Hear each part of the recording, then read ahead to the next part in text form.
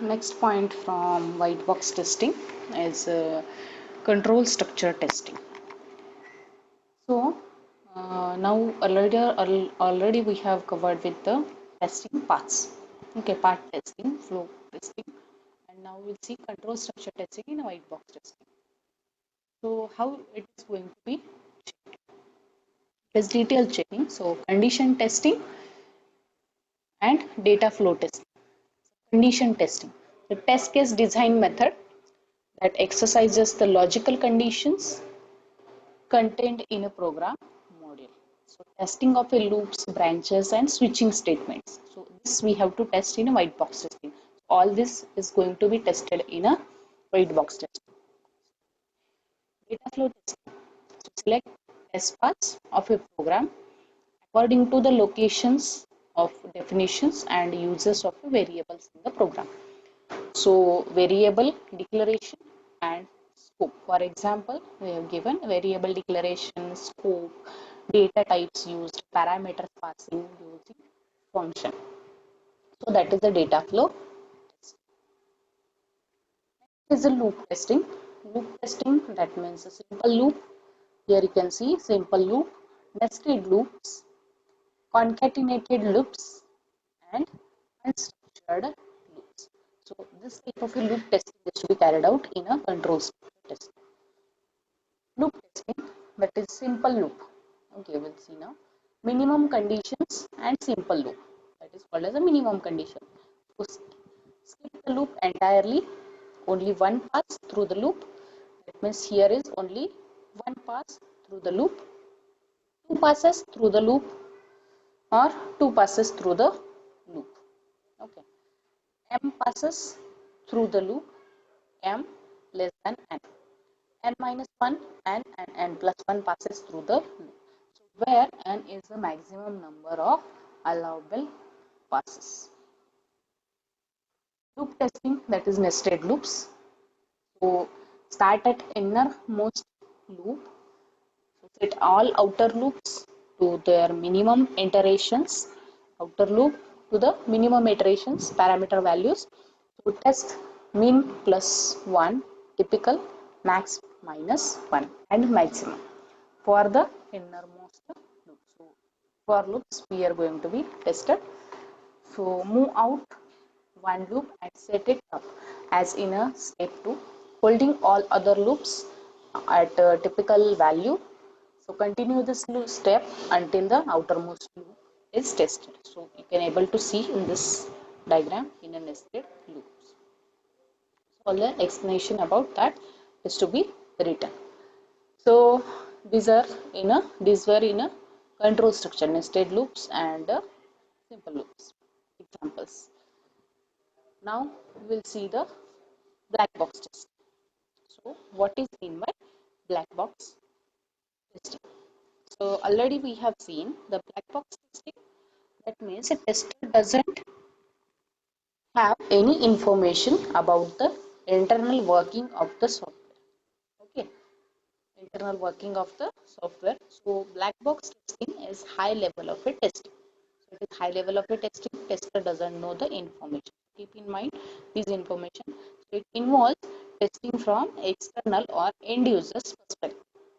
Okay, so it is end users perspective. It is generally carried out, for example, in a unit testing, integration testing, and system testing and acceptance testing. So all these steps will carried out through the black box testing. So also called as a behavioral testing. So this indicates that this is also called as a behavioral testing. Functional requirements of the software are going to be tested. Okay, so uncover following types of errors. Uncovers following types of the errors in incorrect or missing functions, interface errors, errors in a data structure, performance errors, initialization or termination errors.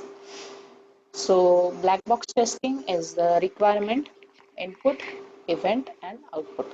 So it will give the input, requirements and the output.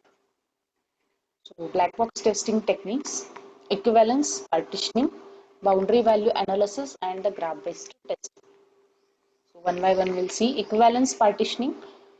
Equivalence partitioning, that means divide the data into the classes. So divide input domain into classes of a data.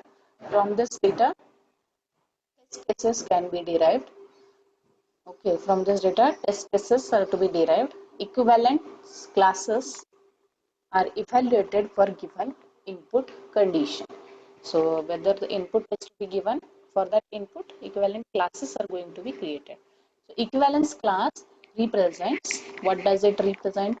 A set of valid or invalid states for input condition. So whatever input is to be given, for that two classes are going to be created. One is valid and another one is invalid test. So two invalid tests and one valid test. So if the input condition specifies, now the depending on input condition, if input condition that specifies range, if there is a range, then one valid and two invalid equivalence classes are defined. Input range, that is 1 to 10. If the input is to be given between 1 to 10, if the range is there, then equivalent classes are from 1 to 10, and two invalid, that is valid class as a 1 to 10, and invalid classes as x is less than 1 and x is greater than 10. Is it clear? Okay.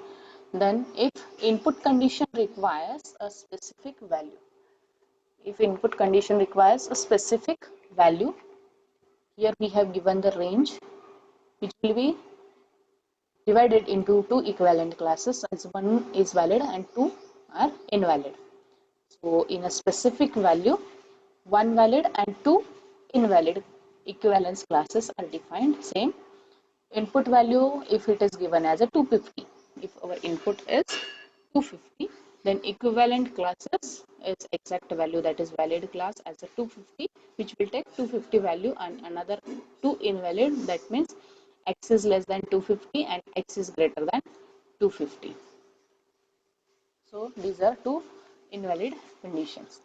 So if an input condition, next is if an input condition specifies a member of set. So one valid and one invalid equivalent class is going to be created or defined. So input set number of, now here is the member of set. So input set is, for example, given 2 minus 2.5, 7.3 and 8.4. So equivalent classes are minus 2.5, 7.3, 8.4. That is exact class which is invalid, which is valid, sorry, and invalid classes any other numbers. So any other number member of set, it can be a invalid once it is equivalent to the input class, then it is a valid. So last fourth one is an input condition. Next one, if an input condition is boolean value. So boolean value, that means true or false. So one valid and one invalid class are defined. So what is one valid? That is true condition, where the input is to be given. If it is equivalent, then true condition. If it is another one, then it is false condition. So in this way, there are four input conditions are specified. First one is the range. If the input is in the form of range, so if the input is the specific value. Next one, if the input is member of set, and fourth one is the when input is a boolean value. So these all are this of equivalence partition. Next method, boundary value analysis. So next is boundary value analysis techniques. Next one, boundary value analysis. So the greater number of errors occurs in a boundary. You can imagine boundary means number of points nodes we have given, and inside that boundary the input set is going to be tested. So greater number of errors occurs at the boundaries of input domain rather than in a center. Okay, so errors may occur at the boundary rather than in a center. So is a test case design method. the complements equivalence partitioning. So it selects the test cases at the edges of class, test cases at the edges of the class. It derives the test cases from the both input domain and output domain. If input condition specifies, here also if the input condition specifies the range, then boundary by values a and b, then test cases should be designed with the values a and b as well as the values just above and just below a and b. So above a and b and above a and below a and b. So for example, integer b with input conditions as -2, comma 10. Then the test values are -3 means above and below. So -3 and -1 in between -2, and boundary values are going to be tested. So 10 values there, so 9 and 11. So against this test cases are to be generated. So if an input condition, next one here with the ranges, next one is the input condition specifies a number of values. Okay, exactly the number of values are to be given, then it's easy.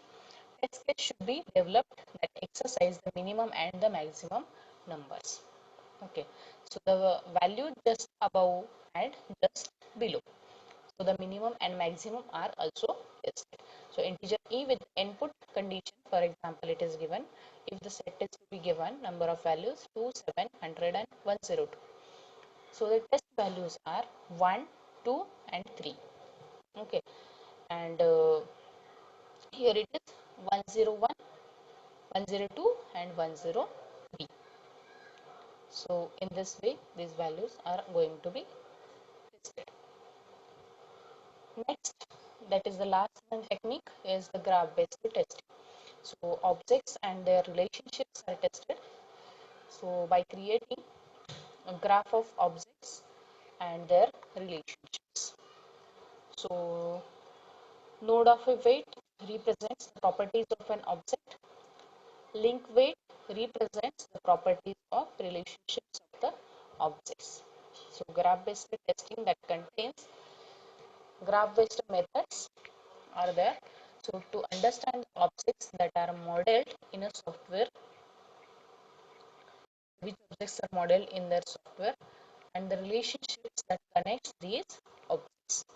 So here objects can be data objects, traditional components, modules, and object oriented elements of the computer system. So here in the first diagram it will represent object representations, object 1, 2 and 3, and the relationships are to be represented by connecting these objects. So directed link, parallel links and undirected links. So in this way you can represent the graph based methods, you can represent the objects. So in this way you can perform the test. So node weight value, link weight and parallel links, undirected links. So different types of links patterns are there. In a second diagram you can able to see the representation. Background color it is white, and text color default color or preferences. So here background color is white and test case or text color is anything you prefer, default color black or preferences. So new file, menu, select, generates document window. Okay, the new file is represented as a document text. Okay, so document window that contains the document text, attributes, and it allows editing. So menu select generates the generation time as a 1.0 second, less than 1.0 seconds. So what for creating a new file it will take this much of a time. So in this way the test cases have to be generated, how much time to create a new file in a window. Okay, so is represented as a document text which contains the document attributes, and it allows the editing. So that window is going to be created which allows the editing and which will save into the document text again, and the file is going to be generated. New file is going to be generated within less than 1 second. So this is mean a graph based testing.